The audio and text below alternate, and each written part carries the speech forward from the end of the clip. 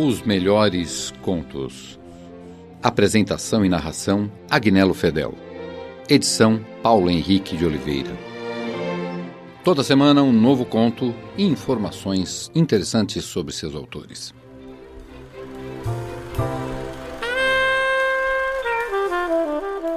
Mary Louise Brooks nasceu em Cherryvale, Estados Unidos, em 14 de novembro de 1906 e morreu em Rochester, 8 de agosto de 1985.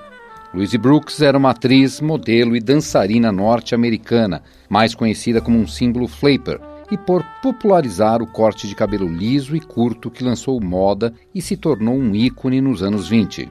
Louise Brooks é mais conhecida como a protagonista de 3 filmes realizados na Europa: A Caixa de Pandora, Diário de uma Garota Perdida, ambos de 1929, e Miss Europa, de 1930. Ela estreou 17 filmes mudos e 8 filmes falados antes de se aposentar em 1938. Após isso, Louise Brooks tentou entrar para o meio literário, com pouco sucesso. Escreveu alguns contos, novelas e críticas, mas seu maior sucesso editorial foi sua autobiografia, Lulu em Hollywood, publicada em 1982, 3 anos antes de morrer de ataque cardíaco aos 78 anos de idade. De Louise Brooks, Árvore de Natal. Sarah Atkin vira aquela cidade nascer. Fora para lá recém-casada, quando existia só uma casa, junto à estrada. Depois, foram construindo outras, vieram mais lavradores, formou-se a vila e, de repente, o progresso foi imenso. Em poucos anos estava o lugarejo transformado numa grande cidade, cheia de civilização e de ruído. A casa dos Atkin fora a primeira a ser construída ali, com luxo e conforto. Vinham de longe para admirar-lhe as portas de cristal e a escadaria de mármore, e nela se formara toda aquela família. Agora a velha Sarah morava ali sozinha, mas todos os natais reunia ao redor dela os filhos, os netos e os bisnetos. Toda a cidade sabia que ninguém festejava aquele dia mais alegremente que os Atkin. Era proverbial aquela reunião familiar. E aquele ano, nos primeiros dias de dezembro, já Sarah começava os preparativos. Limpavam-se os quartos, fechados durante todo o resto do ano. Arrumavam-se as camas, lustravam-se os soalhos, poliam-se os cristais e as baixelas. Tudo ficava a reluzir festivamente. E todos os livros de receitas eram consultados, na ânsia de encontrar coisas novas e deliciosas para a ceia. Mas certa manhã, Ellen foi visitar a mãe e disse constrangida que resolvera ir com o marido passar o Natal com a filha casada, ausente.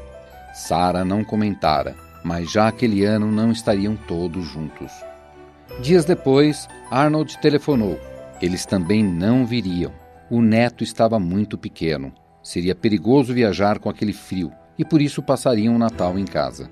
Sarah deixara o telefone com os olhos cheios de lágrimas, e naquela mesma tarde recebeu uma carta de Eva, dizendo que não poderiam vir devido ao mau estado das finanças do marido. Sarah enfureceu-se. Aquilo não podia ser verdade. Eles não tinham filhos e, apesar do dinheiro que perdera ultimamente, Bill ainda era bastante rico. Era uma desculpa para irem passar aquela noite sagrada em algum clube ou cassino. Tempos modernos. A sua festa, que sempre reunia 21 pessoas, esse ano seria apenas para 4.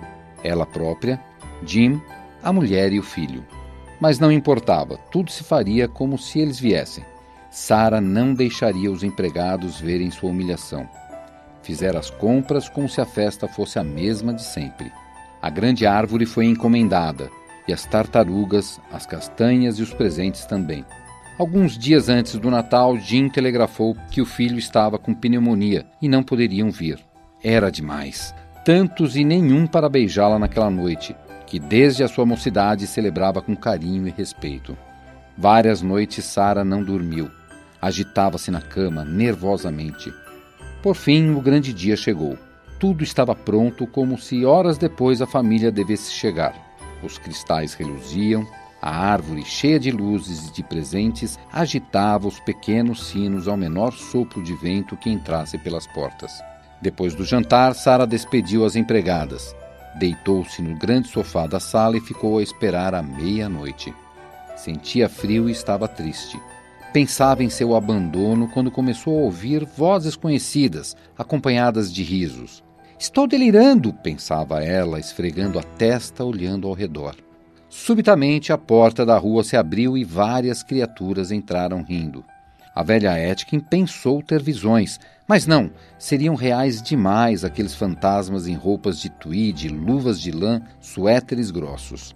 E todos rostos familiares que iam e vinham para ela gritando alegremente. Bom Natal, mamãe! Bom Natal, vovó! Sarah Etkin ergueu-se sem compreender. Eles ali estavam todos. Por que aqueles avisos? Mas eu não entendo. Por que disseram que não viriam esse ano?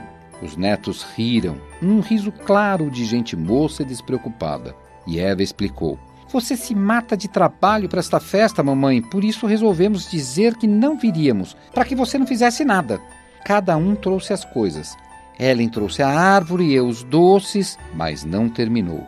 As crianças haviam descoberto a árvore e batiam palmas, dançando em redor. Surpresos, os filhos olharam a velha Sarah. Mas você fez tudo da mesma maneira, mamãe? A árvore, os presentes, a ceia? Sarah sorria sem responder.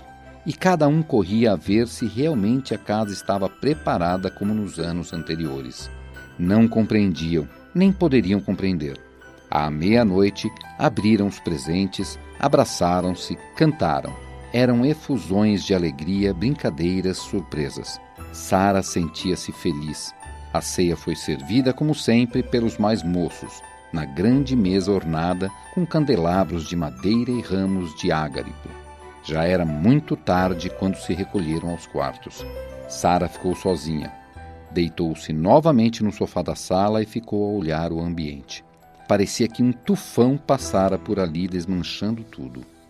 De onde estava, via a árvore, onde ainda algumas luzes brilhavam, pondo um reflexo pálido nos sinos e enfeites que pendiam nos ramos verdes. Com os olhos semicerrados, ela pensava. Tinham mentido para lhe poupar trabalho, e nenhum deles adivinhara que é muito menos penoso ficar com o corpo exausto e ter o cérebro preocupado, muito mais fácil de suportar os músculos cansados que uma tristeza no coração. Não, nenhum compreendera. Eram de outros tempos. Não sabiam o que aquilo representava para ela. A alegria, o carinho que sentia, justamente em se fatigar nos arranjos, em imaginar o prazer que daria a cada um com um presente que escolhera. Viviam num turbilhão de ruído, de sensações, e não tinham mais tempo para as coisas profundas do coração. Tempos modernos. Sarah vivia afastada daquilo tudo, isolada num século, sentindo ainda como a gente de sua mocidade. Cerrava os olhos de cansaço e parecia-lhe ver sob a árvore, abrindo os pacotes, gritando de alegria, os filhos de todos, pequenos ainda, numa expansão de felicidade infantil. Contra as paredes cobertas de madeira escura, a árvore de Natal erguia-se luminosa. Parecia crescer, tocar o teto, ir além, até o céu, lançando para o alto os braços carregados de pedidos e promessas, como um símbolo sereno de felicidade e paz. E aos poucos ela ia se diluindo e enchendo de luzes novas. Eram as lágrimas que caíam dos olhos de Sarah. Vocês ouviram Árvore de Natal, de Louise Brooks. Os melhores contos. Apresentação e narração, Agnello Fedel. Edição, Paulo Henrique de Oliveira. Toda semana um novo conto e informações interessantes sobre seus autores.